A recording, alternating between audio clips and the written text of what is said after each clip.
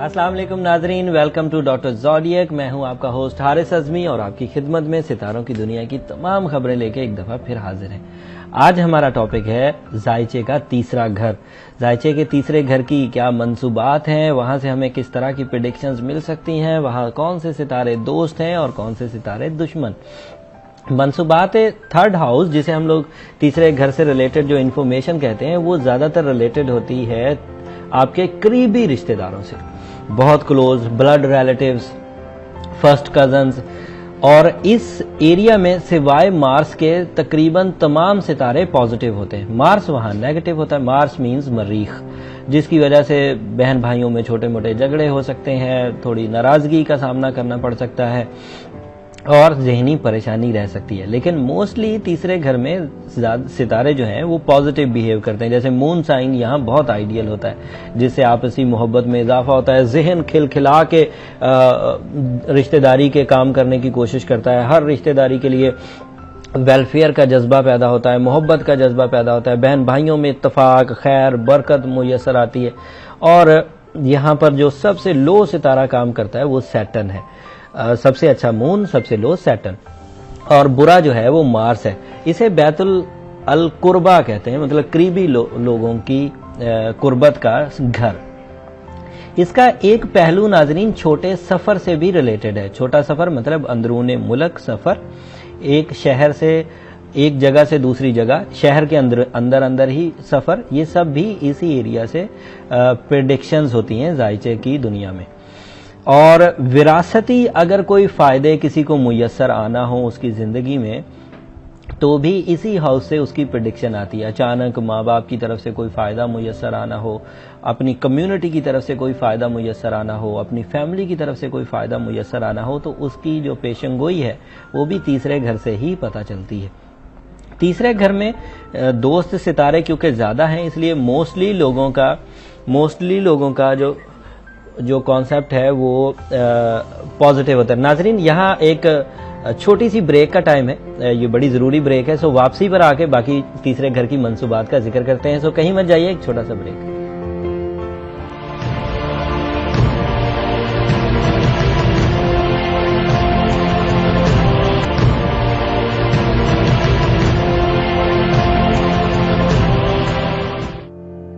Welcome back नाजरीन, हम लोग आपकी खिदमत में दोबारा हाजिर हैं। हम लोग तीसरे घर के बारे में जिक्र कर रहे थे जायचे की दुनिया में। मैंने जहां जिक्र किया कि यहाँ पर विरासती जो फायदे होने होते हैं वो भी तीसरे घर से ही हमें प्रेडिक्शन मिलती है। और अगर किसी के जायचे में जुपिटर तीसरे घर में हो तो उसे विरसे में बहुत एडवांटेजेस मिलते हैं। इन एडवांटेजेस में माली फवायद भी एडवांटेजेस हैं, और तालीम तरबियत या जहानत का जो एलिमेंट माँ बाप की तरफ से मिलता है वो भी इसी हाउस से पता चलता है। दोस्तियों में बहुत ज़्यादा इजाफा और जज्बाए पुरखुलूसपन, ये सारी चीज़ें यहीं से नज़र आती हैं। नाज़रीन, तीसरे घर की एक अहम न्यूज़ ये है कि अक्सर मैंने एस्ट्रोलॉजर से सुना है कि तीसरा घर बैतुल सफ़र भी कहलाता है, लेकिन वो अंदरूने मुल्क के सफ़र से है। मैं पहले भी जिक्र कर चुका, छोटे सफ़र, कम वक्ती सफ़र जो कि थोड़े टाइम के लिए हों और थोड़े फासले के हों, ये सफ़र तीसरे घर से पता चलते हैं। लंबे सफर, ओवरसीज जिसे हम लोग सफर कह सकते हैं, ये 8वें घर की या 9वें घर की मंसूबात हैं। जब उनकी बारी आएगी तो मैं इंशाल्लाह वो भी जिक्र करूंगा। नाज़रीन, तीसरे घर के बारे में हम लोग गाहे बगाहे जिक्र करते रहेंगे, लेकिन कल के जो पेंडिंग जायचे हैं उनकी तादाद ज्यादा है। मैं कोशिश करता हूं उनको भी साथ ऐड कर लूं। आज की कॉल्स भी तो जहनी परेशानी तो ऑटोमेटिक प्रोड्यूस हो जाएगी। सो जहनी परेशानी सितारों की वजह से नहीं है, वो ग्राउंड रियलिटीज की वजह से। लेकिन कर्जा और जो सेहत की खराबी है वो स्टार्स की वजह से, क्योंकि सैटर्न जो है इस वक्त उनके यहाँ सेहत की डिस्टर्बेंसेस प्रोड्यूस कर रहा है। सैटर्न वैसे वहाँ सिर्फ 1.25 साल पहले आया है और तकरीबन 1.25 साल ही और रहेगा, क्योंकि इसका एक घर में कयाम जो है वो 2.5 साल का होता है।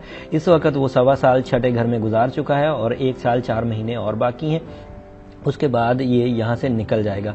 सेहत की ये हेजिटेशन जिसको टाइम से रिलेट कर रहे हैं हम लोग, जिसे हम लोग वक्त की खराबी कह सकते हैं, वो इंशाल्लाह 2013 सन में मई जून के महीने में जाके रिजॉल्व हो जाएगी। लेकिन फिर भी इसे रिमूव करने का तरीका मैं आखिर पे बताऊंगा। जहां तक रही कर्जे की बात, तो जब तक जिशान साहब का जायचा बेहतर नहीं होता, उनके रिसोर्सेज पावरफुल नहीं होते, उनके लिए जरिया रिज़्क रोजी बहुत फरावानी से फ्रूट्स नहीं उगलता, तब तक ये कर्जे के मामलात उनके सामने रहेंगे। मिसेस जिशान के अपने जायचे में 10th हाउस काफ़ी ताकतवर है। अगर वो खुद किसी तरह की वर्किंग परफॉर्मेंस दें, किसी तरह का कोई जॉब, किसी तरह की कोई कारोबार, किसी तरह की कोई खरीदो फरोख्त, इन्वेस्टमेंट या कोई भी सोर्स ऑफ इनकम अपनाएं तो इनके लिए काफ़ी खुशबख्ती की इत्तला है, क्योंकि इनका 10th हाउस मार्स के अंडर है। That is ideal. In fact Mars वहाँ पर बहुत ही ताकतवर तरह के फ्रूट्स पैदा करता है।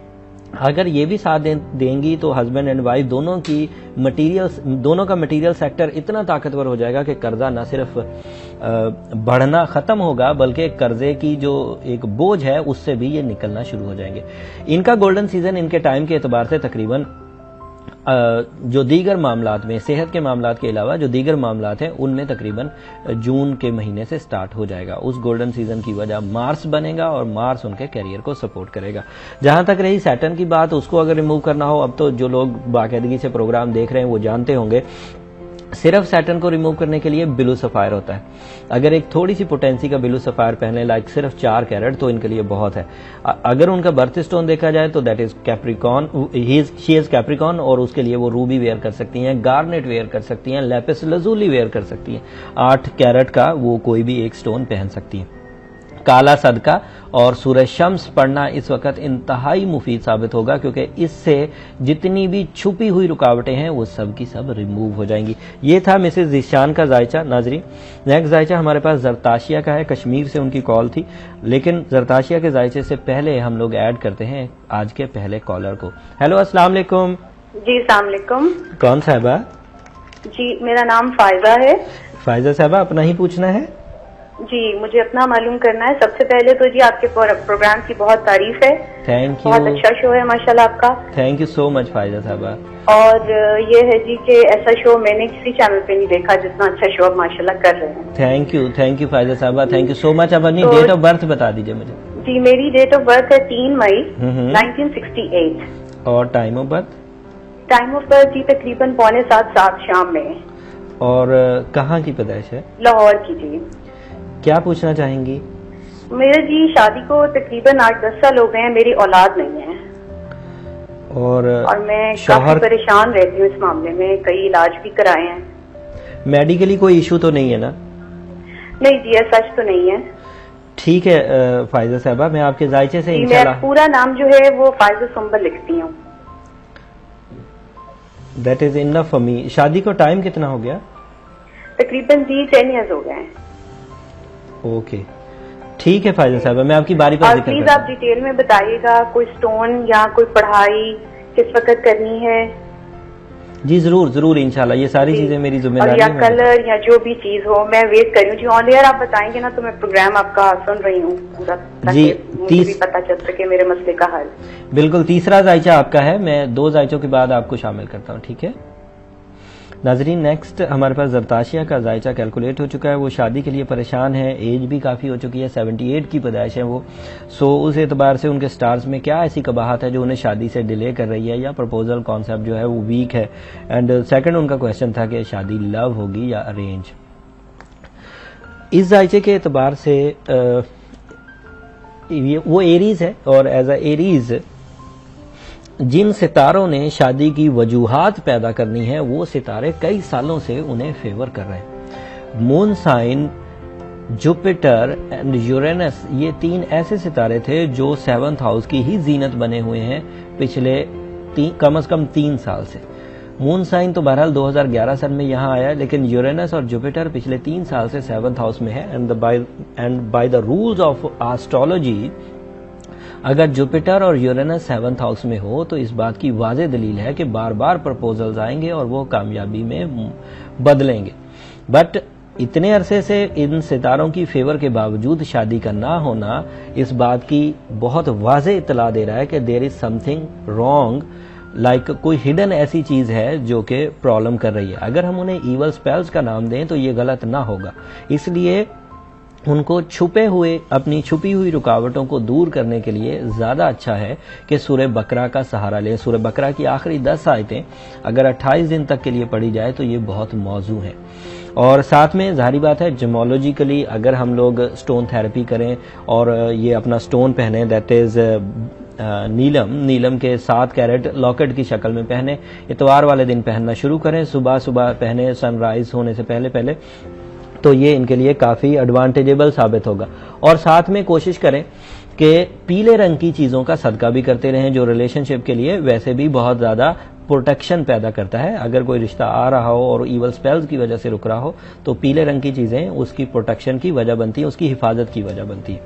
एक और चीज नाजरीन जो इनके जायचे में पॉजिटिव है, उन्होंने बहरहाल जितना दुख सहा इतने अरसे में, ये जो हुआ सो हुआ, लेकिन 2012 सन में अगर वो अपने इन बैरियर्स को खत्म कर लेती हैं, इन रुकावटों को खत्म कर लेती हैं और उनकी शादी हो जाती है, तो यहां से उनकी जिंदगी का एक नया आगाज होगा।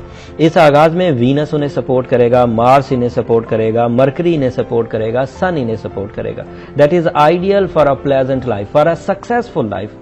एंड नो डाउट उनकी वो तमाम ख्वाहिशें जो इस असना में मजरू हुई हैं, वो सब ख्वाहिशें दोबारा पूरी हो जाएंगी।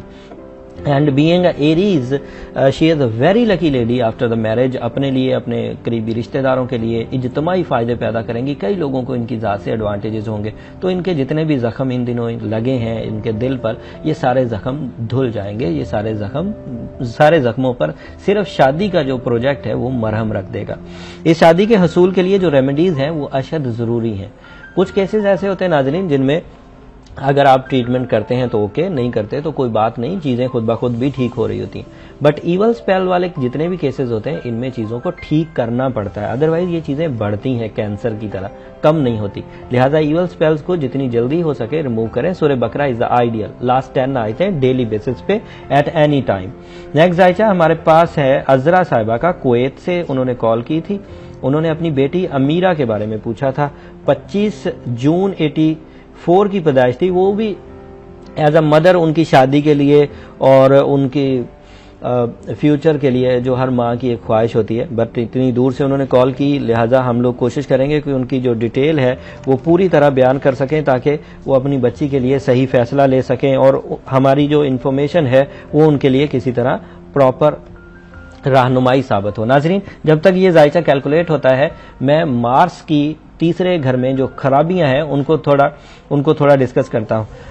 मार्स नेगेटिव सितारा है नाजरीन तीसरे घर के लिए, और बहन भाइयों में, करीबी रिश्तेदारों में नाराजगी का सबब बनता है। इंसान सुस्त ख्याली का मुजाहरा करता है अगर मार्स तीसरे घर में आ जाए।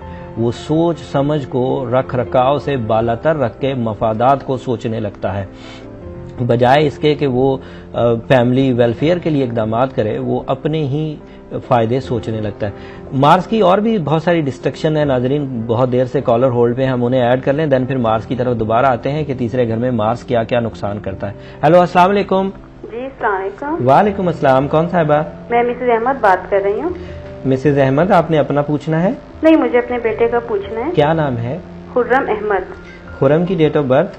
6 जुलाई 1985। और टाइम ऑफ बर्थ? 6:30 बजे शाम। और कहाँ की पैदाइश है? कराची की। क्या पूछना चाहेंगी? इनका मुझको यही पूछना था कि ये इनके बाहर जाने की कोशिश में है, तो कब तक ये जा पाएंगे, वहाँ जाके सेट हो जाएंगे? और इनकी एंगेजमेंट हुई भी है, तो शादी इनकी कब तक है, कब तक हो जाएगी? और ये स्टोन कौन सा पहने, मतलब फ्यूचर के बारे में डिटेल से बता दीजिएगा, कैसा रहेगा, क्या है। ठीक है मिसेज अहमद, मैं इन सारी चीजों को प्रॉपरली डिस्कस करता हूँ। Thank you so much. हमारे पास अमीरा का जायचा कैलकुलेट हो चुका है नाज़रीन। मार्स की जो नेगेटिविटी है तीसरे घर में, हम लोग जैसे ही टाइम बचेगा जरूर डिस्कस करेंगे, that is very important. But Amira का जायचा इस वक्त मेरे सामने है। अच्छी खबरें नहीं है जायचे में। मैं वैसे तो बुरी खबर को भी शुगर कोटेड वे में बताता हूँ, सामने वाले को तकलीफ ना हो, लेकिन ये कुछ जरूरत से ज्यादा ही बुरी खबर है। कुछ ऐसी डिस्ट्रक्शंस हैं जिनके एतबार से अमीरा के रिलेशनशिप सेक्टर में डिफिकल्टी, दैट इज प्योर मांगलिक लेडी। इनफैक्ट यहाँ डेफिनेशंस के एतबार से, स्टार रूल्स के एतबार से वो मांगलिक है, and that is creating a little hesitation to achieve the companionship. ये इंफॉर्मेशन जरूर है, लेकिन इससे घबराने या परेशान होने की जरूरत नहीं है। मजहबी तौर पर मांगलिक खराबी को दूर करने के लिए, मंगलीपन, इन सब को दूर करने के लिए बहुत आसान रेमेडीज है, मैं आखिर में बताता हूँ। अगर सिर्फ मांगलिक डिसेबिलिटी को पीछे रख दिया जाए, मांगलिक प्रॉब्लम को पीछे रख दिया जाए, बाकी उनका जायचा बहुत अच्छा है। उनका मार्स चौथे घर में, she is a very lucky lady. Mars का चौथे घर में होना इंतहाई एडवांटेजेबल है, जिसके एतबार से वो ग्रो करेंगी, बहुत स्ट्रॉन्ग कैरियर अचीव करेंगी, फेस वैल्यू अचीव करेंगी। नाजरीन, वैसे भी ये लोग जो मांगलिक होते हैं ये सिर्फ रिश्तेदारी के क्राइसिस फेस करते हैं, अदरवाइज जिंदगी में काफी कामयाब होते हैं। अगर सिर्फ रिश्तेदारी की टैकलिंग उन्हें आ जाए या फिर उसके लिए वो कोई रेमेडी परफॉर्म कर ले तो बाकी जिंदगी के जो मामलात हैं वो खुश असलूबी से परफॉर्म कर रहे होते हैं। मांगलिक डिसेबिलिटी सिर्फ एक एंगुलर डिस्टर्बेंस है, जिसको थोड़ा सा सेटल कर लेने के बाद वो प्रॉब्लम इंसानी जिंदगी से निकल जाती है। जो चीजें इनके जायचे में शो हो रही हैं, जो पॉजिटिव है वो बहुत पॉजिटिव है, और जो एक नेगेटिव है उसको रिमूव करने के लिए हमें सिर्फ 1 महीना या 28 दिन सिर्फ मेहनत करनी पड़ेगी और वो रिजॉल्व हो जाएगा। पॉजिटिव न्यूज़ में यूरेनस भी चौथे घर में, that is creating very strong opportunity for the education. Jupiter 5th house में है, ख्वाहिशात की तकमील। मून साइन 9th हाउस में है, पोलाइड मेंटालिटी। वीनस 11वें घर में है, मोहब्बत किस्मत के एवज। एंड सन साइन 11वें घर में है, बहुत डिसाइसिव नेचर। और मरकरी 11वें घर में, जिस्मानी सेहत। इतने सितारे उन्हें पॉजिटिव चेंजेस दे रहे हैं, लेकिन वो जो मांगलिक प्रॉब्लम है उसको रिजॉल्व करने के लिए अब उन्हें सूरह नजम जरूर पढ़ना पड़ेगी रात में। उलमाए कराम और जो बड़े बुजुर्ग हैं उसे रात में पढ़ने की तलकीन करते हैं। वैसे भी सितारा, सूरह नजम का मतलब है सूरह सितारा, नजम सितारे को कहते हैं। सो उसके एतबार से अगर रात में पढ़ा जाए तो उसका ज्यादा इफेक्ट है। बहरहाल वो नफली इबादत है नाजरीन, कुरान किसी वक्त भी पढ़ा जाए इक्वल रिजल्ट देता है। सिर्फ ये आपको एक तरह से एक प्रॉपर मेंटालिटी बनाकर वजीफा करने के लिए हम लोग ये इस तरह की अदरवाइज बातें बोलते हैं, जिससे आप उसी एतबार से वजीफा करें और तनदही से करें। और वैसे भी रात में की हुई इबादतें दिन की हुई इबादतों से ज्यादा ताकतवर होती हैं, स्पेशली नफली इबादत। अगर सूरह नजम 28 दिन तक के लिए पढ़ें, काला सदका करें और रूबी पहने, याकूत 8 कैरात का लॉकेट की शक्ल में, तो ये इस मांगलिकपन को 28 दिन में रिजॉल्व कर देगा। और जैसे ही ये रिजॉल्व हुआ, नो डाउट उनके रिलेशनशिप के जो मामलात हैं वो फिल फॉर कवर हो जाएंगे। बाकी मुस्तकबिल इंतहाई रोशन है, इंतहाई ताबनाक है, इंतहाई डेवलपिंग है, प्रोसीजर्स बड़े स्ट्रांग होंगे, प्रोजेक्ट बड़े स्ट्रांग होंगे। नाजरीन, इनका जायचा यहाँ खत्म होता है, हमें एक कॉलर को ऐड करना है, उसके बाद हमें छोटे से ब्रेक पर भी जाना है। सो हम लोग जल्दी जल्दी देखते हैं कि हमसे क्या पूछा जा रहा है। हेलो, अस्सलाम वालेकुम। हेलो, अस्सलाम वालेकुम। हेलो जी, अस्सलाम वालेकुम। हाँ जी, वालेकुम अस्सलाम। कौन साहबा बात कर रही हैं? मैं सादिया। सादिया साहबा बहुत उदास हैं, खैरियत तो है? हेलो, शायद उनकी आवाज, मेरी आवाज उन तक नहीं पहुंची। नाजरीन, हमें एक छोटी सी ब्रेक पर जाना है, वापसी पर आके अगले जायचे को ऐड करते हैं।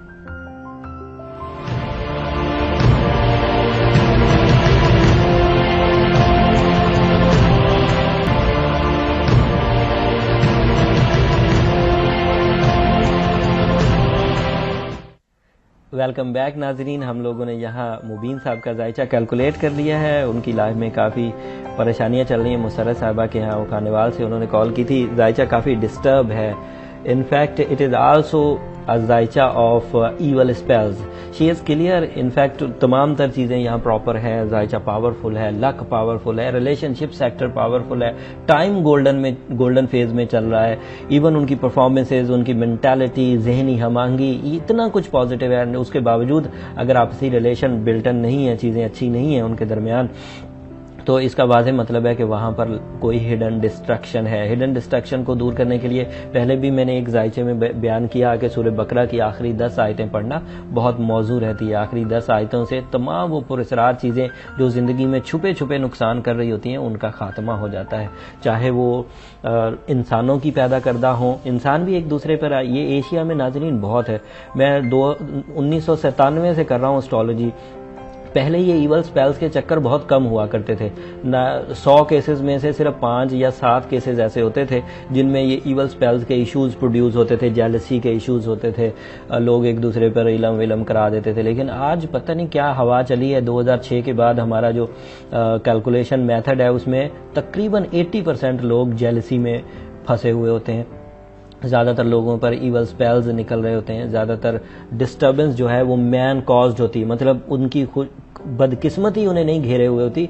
लोगों का हसद, लोगों का कीना, लोगों की लेग पुलिंग करना इंसान को डैमेजेस की तरफ लेके जा रहा होता है। सो अल्लाह माफ़ी दे। वैसे इस सोच से मेरी दिली ख्वाहिश है कि लोग इस बात को समझें, हसद कितनी बड़ी बुराई है, गीबत कितनी बड़ी बुराई है, इसको समझें। ये भी उसी तरह हराम है जिस तरह दीगर गुनाह हराम है। इसलिए अगर इसको थोड़ा सा कंट्रोल किया जाए तो मुआशरे में बहुत सुख और सुकून मुयस्सर आ जाएगा। बहरहाल ये तो एक ओवरऑल कॉन्सेप्ट है। मुसर्रत साहिबा अगर इस वक्त सूरह बकरा की आखिरी 10 आयतें और अपना बर्थ स्टोन ओपल पहने तो इससे काफ़ी बड़े एडवांटेज मिलेंगे जो रिलेशनशिप सेक्टर की खुशियाँ उनकी झोली में डाल देंगे।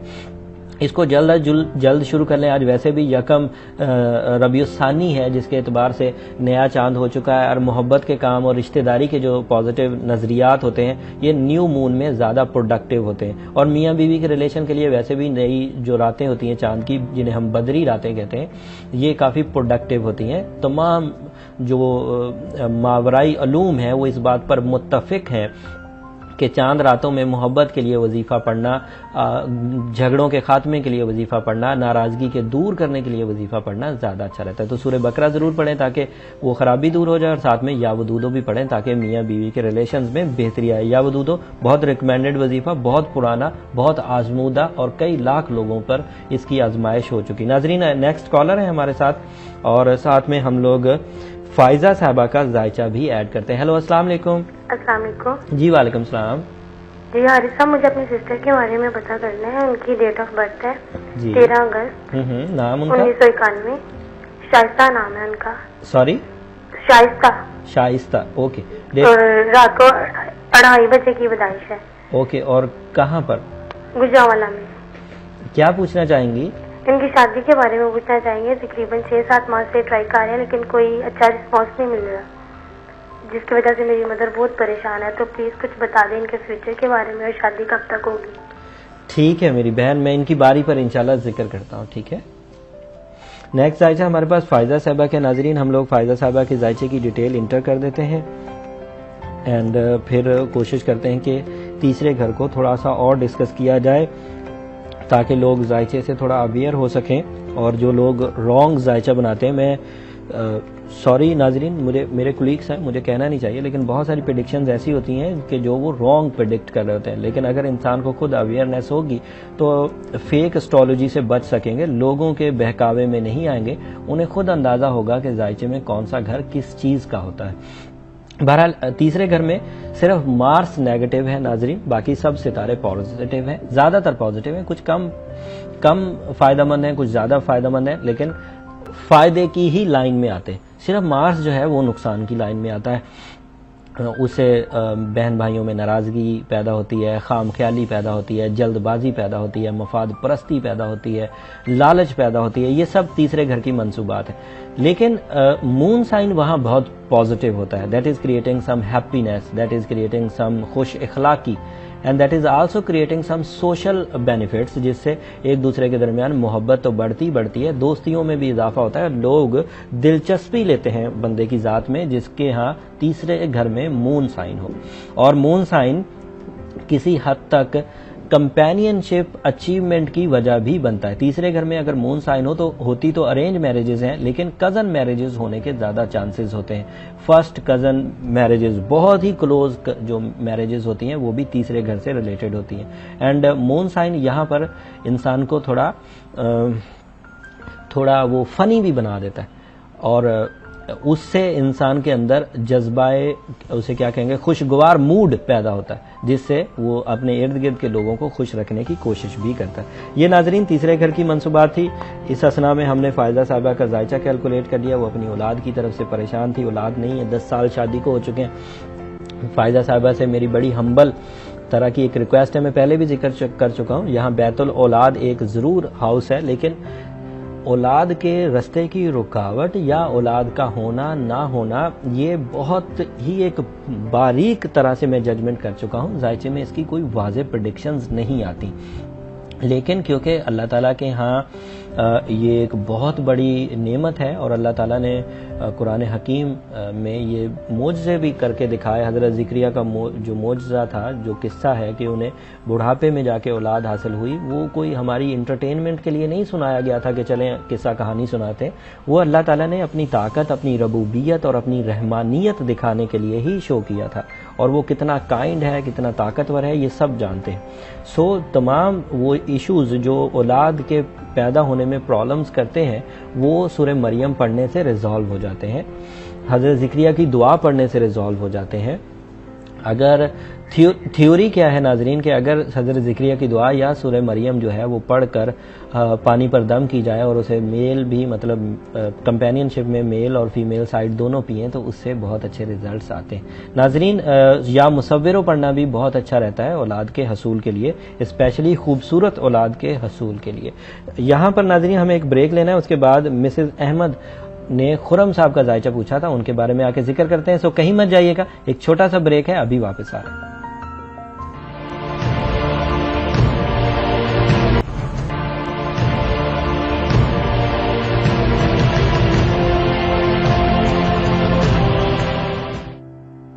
वेलकम बैक नाजरीन। हम लोग खुरम साहब का जायचा यहाँ कैलकुलेट कर चुके हैं। उनकी वालदा ने पूछा था, मिसेज अहमद ने, वो बैरून मुल्क जाना चाहते हैं, उनको जाना चाहिए। जायचा बहुत ताकतवर है और ऐसी ताकत दिखा रहा है कि अगर वो बैरून मुल्क चले जाते हैं तो उनकी जिंदगी के बड़े मकासद बहुत तेजी से पूरे होने लग जाएंगे। इन मकासद में मटीरियल सेक्टर ऑब्वियसली उनको बहुत सपोर्ट करेगा, बहुत प्रोडक्टिव है और बहुत सहल है, आसान है। लेकिन फिर भी उनको ये डिसीजन अगस्त के महीने में लेना चाहिए, क्योंकि अगस्त में जो सरकमस्टांसेस बन रहे हैं वो इंतहाई गोल्डन है, पॉजिटिव है, बहार का सीजन है। उस बहार के सीजन में तमाम वो प्रोजेक्ट जो शुरू किए जाएंगे वो फायदा देंगे। जायचे में और बहुत सारी पॉजिटिव न्यूज़ेस हैं नाजरीन, लेकिन उससे पहले कॉलर को ऐड कर लें। काफी देर से होल्ड पे हैं, देन फिर हम लोग डिस्कस करते हैं कि अहमद साहब का जायचा और क्या कह रहा है। हेलो, अस्सलाम वालेकुम। वालेकुम अस्सलाम। कौन साहब बात कर रही हैं? मैं वानिया लाहौर से बात कर रही हूँ। दानिया? वानिया। वानिया। और मैंने अपने फादर के बारे में पूछना है। क्या नाम है उनका? मोहम्मद अहमद। और डेट ऑफ बर्थ उनकी? 23 सितंबर। हाँ 1957। और time of birth? Time of birth से मालूम। ओके। क्या जगह पैदाइश क्या है? जी, पैदाइश की जगह, प्लेस ऑफ बर्थ? लाहौर। ठीक है, क्या पूछना चाहेंगी? मैंने बिजनेस के बारे में पूछने की, काफी अच्छे से बिजनेस सही नहीं चल रहा और घर का केस वगैरह चल रहा है, तो इसके मतलब बता दें। ठीक है वानिया, मैं इनकी बारी पर इंशाल्लाह जिक्र करता हूँ। ठीक है नाजरीन, खुरम की जो अदरवाइज पॉजिटिव, उन्हें वो जो क्वेश्चन था कि उन्हें बैरून मुल्क जाना चाहिए, कोशिश कर रहे हैं, कोशिश अगस्त में कामयाब होगी और जाना भी चाहिए। बड़े मकासद की तकमील है, साथ में मटीरियल एडवांटेजेस है, रिस्पेक्ट है, फेस वैल्यू है, बड़ी ज़रूरियात की तकमील नज़र आ रही है। सो ये जाना अगस्त के महीने में बेहतर है। उससे पहले अगर कोशिश करेंगे तो वो सही ला हासिल साबित होगी। कोशिश चलती रहेगी लेकिन अब प्रोडक्शन नहीं मिलेगी। वीनस दूसरे घर में है, शराकतदारी के काम पॉजिटिव साबित होंगे। अगर बिजनेस करते हैं तो किसी के साथ मिलकर बिजनेस कर सकते हैं। शराकतदारी के घर से ही लाइफ पार्टनरशिप उठने के चांसेस भी हैं। सो दोनों पॉजिटिविटीज दूसरे घर में है। और एक और मजे की प्रेडिक्शन करूं नाजरीन, अगर वीनस के इवज दूसरे घर में शादी हो तो शादी अपने स्टेटस से ज्यादा वाले घर में होती है। मतलब जिस लेवल पे, जो स्टेटस का मतलब आप समझते होंगे, जिस स्टेटस पर आप हैं उस स्टेटस से हायर स्टेटस में शादी होती है। तो दैट इज आल्सो ओके कि अगर आपकी अच्छे घराने में शादी हो जाती है तो बेनिफिशियरी है। Sun sign is in 4th house, that is little bit unproductive. चौथे घर में ठंडे सितारे ज्यादा पॉजिटिव रहते हैं, गर्म सितारे पॉजिटिव नहीं रहते हैं। सूरज is the most hot planet in the solar system. So यहाँ पर मून अच्छा रहता है, वीनस अच्छा रहता है, यूरेनस अच्छा रहता है, लेकिन मार्स और सन अच्छा नहीं रहता। इससे नुकसानात होने के चांसेस हैं, जहन मुंतशिर होने के चांसेस हैं, प्लानिंग में जल्दबाजी के चांसेस प्रोड्यूस हो जाते हैं। इंसान खाम ख्याली के तहत प्लानिंग करता है, मफरूज़ों पर प्लानिंग करता है। सो इस बात का एहतियात करें, इंसान को जीनियस होकर अक्लमंदी, हकीकत पसंदाना सोच और मामला फहमी का मुजाहरा करना चाहिए।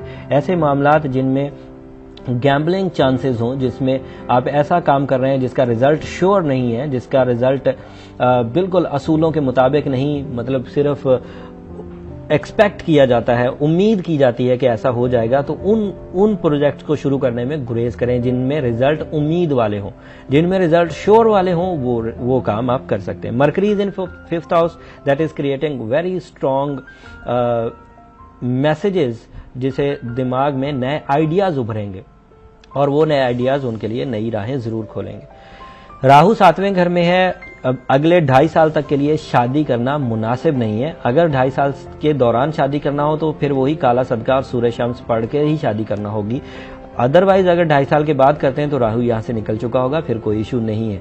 यूरेनस 9th हाउस में है, is very strong in their duty performances. जब वो अपनी ड्यूटी परफॉर्म करेंगे, अपने फराइज की अदायगी का काम करेंगे, चाहे वो किसी भी शोबे में हो, तालीम के शोबे में हो, बिजनेस के शोबे में हो, या दीगर मकासद जिंदगी के हसूल में अपनी ड्यूटीज निभा रहे हों, वो सब ड्यूटीज को प्रॉपरली परफॉर्म कर सकेंगे, हेजिटेंट नहीं होंगे और साथ ही साथ उनके यहाँ किसी भी तरह की अदम तवज्जो नहीं करेंगे, अपनी तवज्जो नहीं हटाएंगे, तवज्जो प्रॉपर रहेगी। 2011 सन में सबसे अच्छा टाइम अगस्त से चलना शुरू होगा एंड सो ऑन, आगे 4.5 साल तक अवेलेबल रहेगा। उसमें गाहे बगाहे सितारे आते जाएंगे, जाते जाएंगे, लेकिन जर्नल पीरियड जो है वो अवेलेबल रहेगा। अरूज का पीरियड अवेलेबल रहेगा, जर्नल से थोड़ा सा ऊंचा है। नाजरीन, नेक्स्ट जायचा हमारे पास शाइस्ता साहिबा का है। वो शादी की कोशिश कर रहे हैं लेकिन नाकामी हो रही। लेकिन उससे पहले हम लोग एक कॉलर को ऐड कर लें एंड देन फिर शाइस्ता साहिबा के जायचे के बारे में जिक्र करते हैं। हेलो, अस्सलाम वालेकुम। अस्सलाम वालेकुम हारिस भाई। जी वालेकुम सलाम। कौन साहिबा बात कर रही हैं? मैं आमना बोल रही हूँ और मैंने अपनी वालदा का पूछना है। क्या नाम है वालदा साहिबा का? मेरी वालदा का नाम यास्मीन हफीज है। Date of birth? और मेरे अब्बू का नाम हफीज है, यास्मीन हफीज। ओके। और अब्बू का नाम हफीज अहमद है। ठीक है। इन दोनों के ना आपस में प्रॉब्लम चल रहे हैं कि ना लड़ाई भी बहुत ज्यादा होती है और बीमार भी दोनों बहुत ज्यादा रहते हैं। तो डेट ऑफ बर्थ बताइए यास्मीन साहिबा की। इनकी डेट ऑफ बर्थ है 18 अक्टूबर 1958।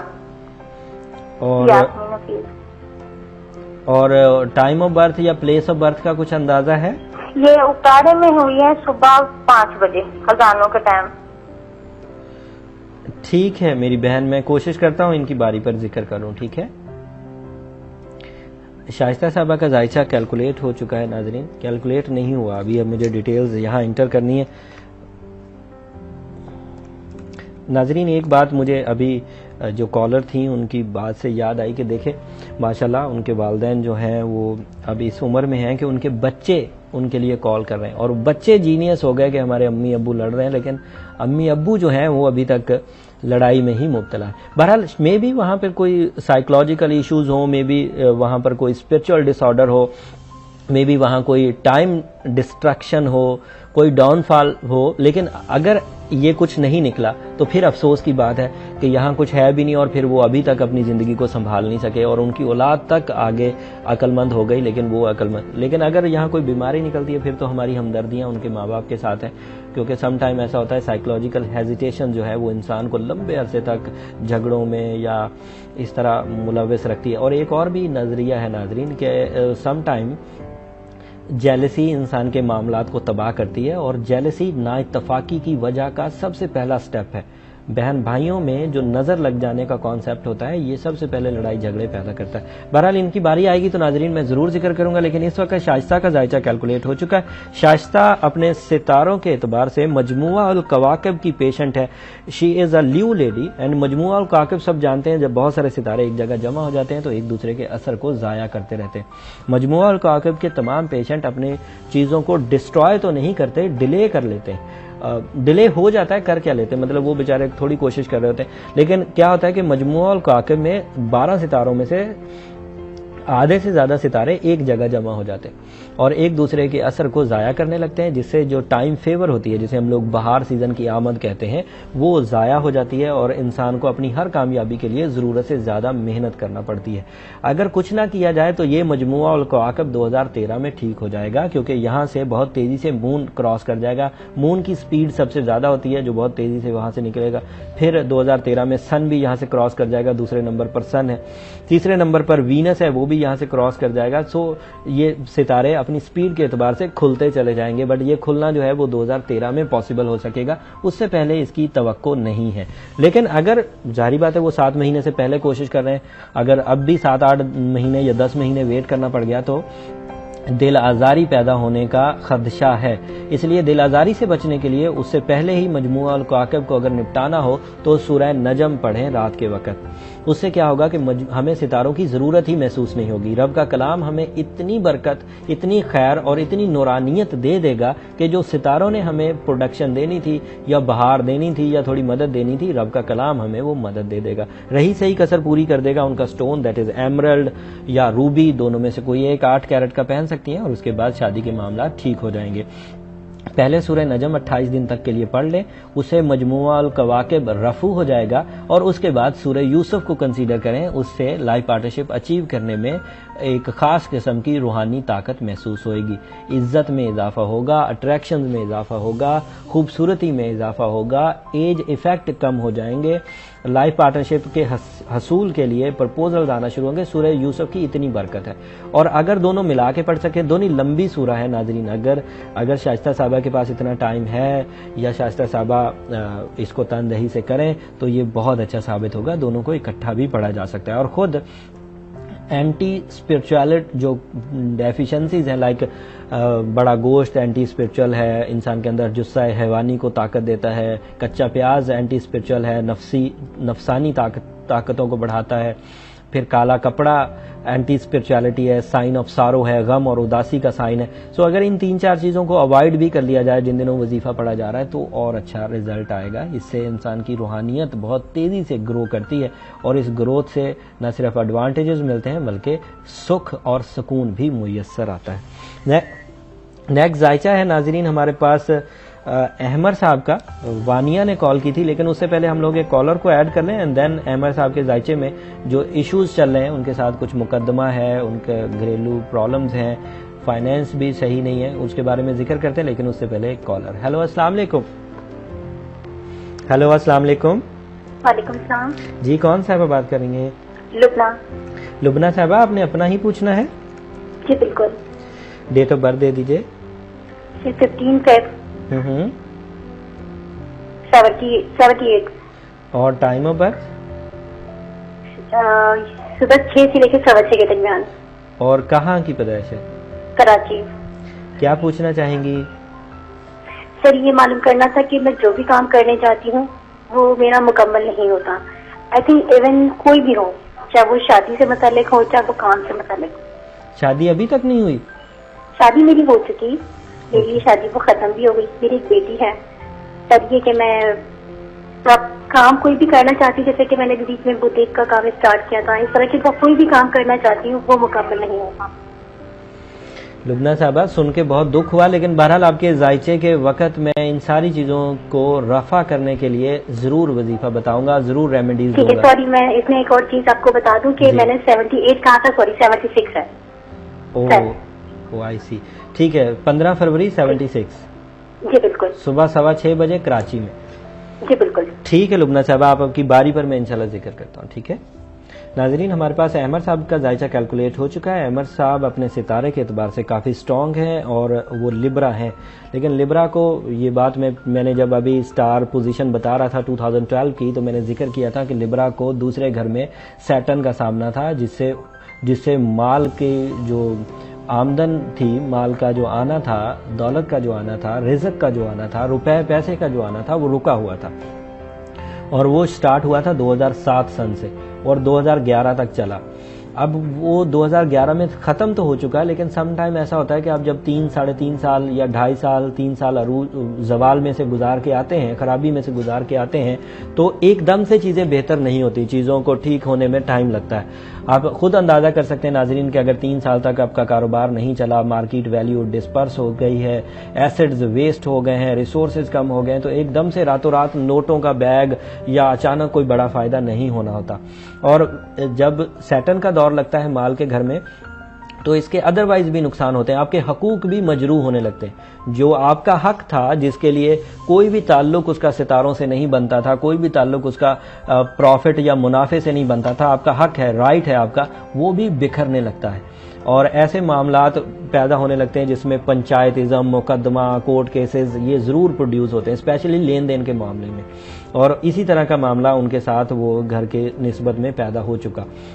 वैसे तो इस मामले की खराबी नेचुरली ही 2012 के इब्तदा में ही दूर हो गई थी, लेकिन फिर भी समटाइम इंसान अपनी रूहानियत में, अपने मंसूबों में, अपनी जहनीत में थोड़ा स्लो होता है और सितारों की नहुसत को लंबे अरसे तक अपने साथ कैरी करता रहता है। इसलिए अगर इस वक्त किसी भी तरह की स्पिरिचुअल पार्टिसिपेशन करें तो ये खराबी, ये नहुसत, ये रेजिस्टेंस, ये रुकावट जल्दी दूर हो जाएगी। और इस रुकावट को दूर करने के लिए बहुत अच्छा है कि इस वक्त सूरह नहीं मतलब चारों कुल पढ़े जाए।